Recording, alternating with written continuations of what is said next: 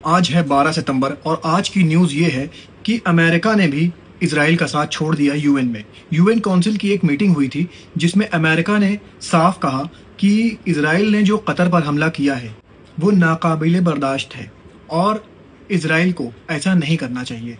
दोस्तों, यूएन में इसराइल की बहुत मजम्मत हो रही है और एक मीटिंग होने वाली है यूएन में सारे देशों की। उससे पहले ही नेतन्याहू ने एक बहुत बड़ा बयान दे दिया।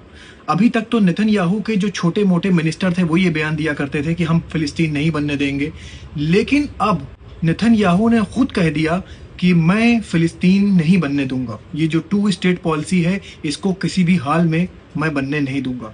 जबकि यूएन के 149 कंट्रीज इस बात पर रेडी हो चुके हैं कि फिलिस्तीन को 2 स्टेट का दर्जा मिलना चाहिए, लेकिन नेतन्याहू इसमें सबसे बड़ा रोड़ा बन रहा है। अब दोस्तों, मैं आपको ईरान की न्यूज़ बता दूं। ईरान ने अपनी न्यूक्लियर साइट्स के लिए यूएन के चीफ जो हैं उनको अपनी कंट्री में इनवाइट किया है कि वो हमारी 3 साइट्स न्यूक्लियर साइट्स को आके चेक कर सकते हैं और देख सकते हैं कि हम लोग न्यूक्लियर वेपन्स नहीं बना रहे हैं, हम लोग न्यूक्लियर एनर्जी बना रहे हैं जिसके जरिए हमारे कंट्री के डेवलपमेंट में हेल्प मिलेगी। अब दोस्तों, मैं बता दूं, इंडिया, आर्मेनिया और ईरान के बीच ट्रायलैटरल मीटिंग हुई। इस मीटिंग में इन तीनों कंट्रीज ने अपने कंट्रीज को कैसे डेवलप करें, कैसे आगे बढ़ाएं और अपने रिश्ते को कैसे मजबूत करें, इस पर डिस्कस किया। इसी बीच में बता दूं दोस्तों आपको हमास की न्यूज़। हमास ने कह दिया है कि ये जो दोहा पर इसराइल ने हमला किया है और हमास को बार बार टेररिस्ट बोल रहा है, तो मैं इसराइल को बता दूं, हमास एक गवर्नमेंट था जो कि फिलिस्तीन में थी और अगर वो हमको टेररिस्ट कहता है तो इसके कॉन्ट्रडिक्टरी सबसे बड़ा टेररिस्ट तो वो खुद है।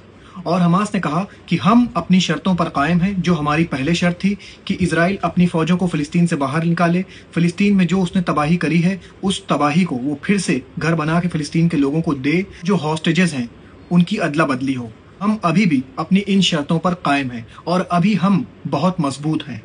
इसी बीच मैं आपको यूएई की न्यूज़ भी बता दूं दोस्तों। यूएई ने साफ लफ्जों में कह दिया है कि किसी भी अरब नेशन पर हमला पूरी अरब काउंसिल के ऊपर हमला माना जाएगा। ये बात कभी भी नहीं कही गई थी, लेकिन अब कही जा रही है कि अगर अब इसराइल ने हमला किया तो हम लोग खामोश नहीं बैठेंगे।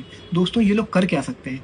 अभी तक तो इन लोग के ऊपर जब भी हमला होता है तो ये जैसे बच्चे नहीं होते कि अब की बार मारा तो देख लेना, मैं छोड़ूंगा नहीं, फिर कोई मार देता है, फिर कहते हैं देखो अब की बार तो मार दिया, लेकिन अगर अब की मारा तो देखो मैं छोड़ूंगा नहीं, फिर वो मार देता है। तो ये तो बात चल रही है, देखिए इसमें आगे क्या होता है। लेकिन यूएई और कतर के कड़े रुख से यह हुआ है कि अमेरिका ने अब खुले अल्फाज में इसराइल का साथ देना छोड़ दिया है, क्योंकि अमेरिका के बहुत बड़े एलाइज हैं यूएई और कतर। और दोस्तों, अपना बहुत ख्याल रखिए और मुझे अपनी दुआओं में याद रखिए। शुक्रिया।